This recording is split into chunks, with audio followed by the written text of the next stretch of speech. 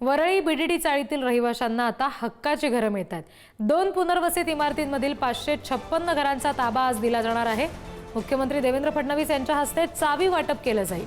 उपमुख्यमंत्री अजित पवार आणि एकनाथ शिंदे सुद्धा यावेळेला उपस्थित आहेत। आपण ही दृश्य बघतोय अगदी काही वेळापूर्वीची। मुख्यमंत्री आणि दोन्ही उपमुख्यमंत्र्यांच्या हस्ते या सदनिकांच्या इमारतींचं उद्घाटन झालं आणि आता चावी वाटपाच्या कार्यक्रमासाठी हे सगळे मान्यवर रवाना झालेले आहेत। सदनिकांची पाहणी सुद्धा प्रत्यक्ष मुख्यमंत्री आणि उपमुख्यमंत्र्यांनी केली आणि त्यानंतर आता चावी वाटपाच्या कार्यक्रमासाठी मुख्यमंत्री उपस्थित राहतील। पहिल्या टप्प्यातील 556 रहिवाशांची आज स्वप्नपूर्ती होतीये, कारण बीडीमध्ये चाळीमध्ये अनेक वर्ष राहिल्यानंतर आज त्यांच्या हक्काचं मोठं घर त्यांना मिळतंय। मुख्यमंत्र्यांच्या हस्ते चावी वाटप होणार आहे आणि 556 घरांचा ताबा आज दिला जाणार आहे।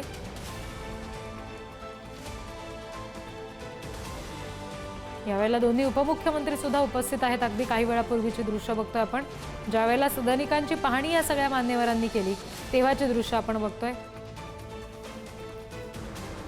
आणखी तपशील आपण घेऊयात। प्रतिनिधी सुशांत सावंत आपल्याशी जोडले गेलेत त्यांच्याकडून। सुशांत, आता मुख्यमंत्री उपमुख्यमंत्री कार्यक्रमासाठी पोहोचलेले आहेत का आणि चावी वाटप नेमकं कधी होणार आहे? रिद्धी, आपण जर बघितलं असाल तर मुख्यमंत्री दोन्ही उपमुख्यमंत्री बीडीडी येथे घराची पाहणी करून आता माटुंग्याच्या दिशेने निघालेले आहेत। थोड्याच वेळात ते ज्या ठिकाणी कार्यक्रम होतोय त्या कार्यक्रम स्थळी पोहोचणार आहे। मात्र मुख्यमंत्री देवेंद्र फडणवीस, उपमुख्यमंत्री एकनाथ शिंदे आणि उपमुख्यमंत्री अजित पवार यांनी ज्या घरांची पाहणी केली ते घर मी पुढारीच्या प्रेक्षकांना दाखवतोय।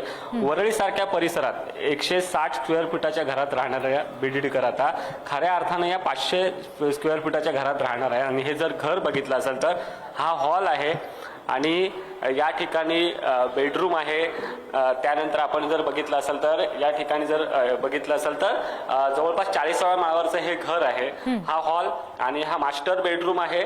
मास्टर बेडरूम मध्ये आपण जर बघितलं असेल तर अशा पद्धतीने टॉयलेटची व्यवस्था जी आहे ती करण्यात आलेली आहे। आणि बाहेरचा परिसर जर बघितला असेल तर हा दुसरा बेडरूम या ठिकाणी आहे आणि एक वेगळा टॉयलेट जो आहे तो या सेपरेट टॉयलेट या ठिकाणी देण्यात आलेला आहे आणि हा दुसरा बेडरूम आहे। तर किचन जर बघितलं असाल तर या ठिकाणी किचन आहे। किचन देखील भलं मोठं आहे, जवळपास 500 स्क्वेअर फुटाचं हे घर आहे।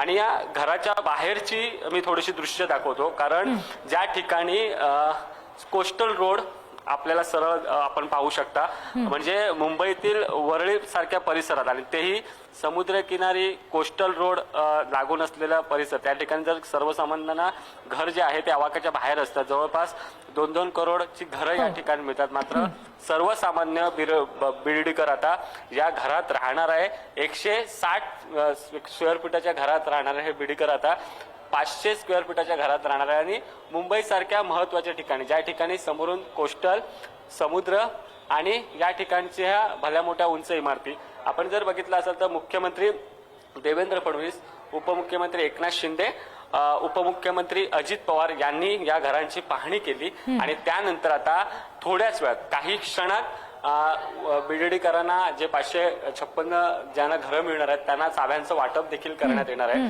मात्र कुठेतरी एक सर्वसामान्यांच्या स्वप्नपूर्ती होती मोठ्या घरात राहायचं, ते आता पूर्ण झालेलं आहे स्वप्न। आणि या ठिकाणी अनेक वर्ष बीडीडीकर जे आहेत ते 160 स्क्वेअर फुटाच्या घरात राहत होते। आता चावी दिल्यानंतर त्यांना लगेच ताबा दिला जाणार आहे। त्यानंतर खऱ्या अर्थाने या 500 स्क्वेअर फुटाच्या घरामध्ये बीडीडीकर राहायला येणार आहेत। अगदी सुशांत, आपण मगापासून जसं म्हणतोय की 556 जणांचा घरांचा ताबा आज दिला जाणार आहे, हा पहिला टप्पा आहे असं सांगितलं जात आहे। या पुढे नेमका आणखी किती जणांना घराचा ताबा मिळेल? पुढे किती टप्पे असतील?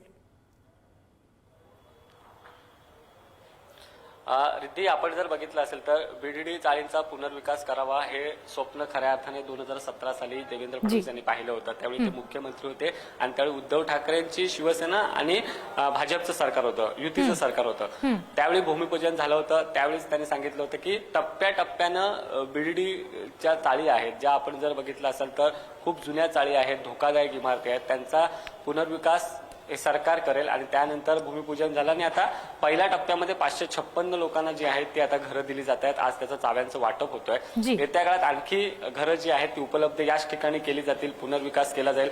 टाटा समूहाच्या माध्यमातून हा खरं तर पुनर्विकास जो आहे तो बीडीडीचा केला जातोय आणि आज मुख्यमंत्री देवेंद्र फडणवीस यांच्याच हस्ते चाव्यांचं वाटप होतंय. त्यामुळे आज नेमके मुख्यमंत्री काय घोषणा करणार आहेत, येत्या काळात किती वर्षात बीडीडीचा पुनर्विकास आणखी होणार आहे, कारण जी. अनेक बीडीडीच्या वसाहती अशा आहेत ज्या अगदी आणि त्या मोठे सगळ्यांना साधे सुद्धा आहेत. हीच अपेक्षा असेल की लवकरात लवकर पुनर्विकास व्हावा, घरांचा ताबा मिळावा. त्यामुळे त्या दृष्टीनं सुद्धा आता पुढचे तपशील तुमच्याकडून घेऊ. सध्या धन्यवाद सुशांत दिलेल्या माहितीसाठी.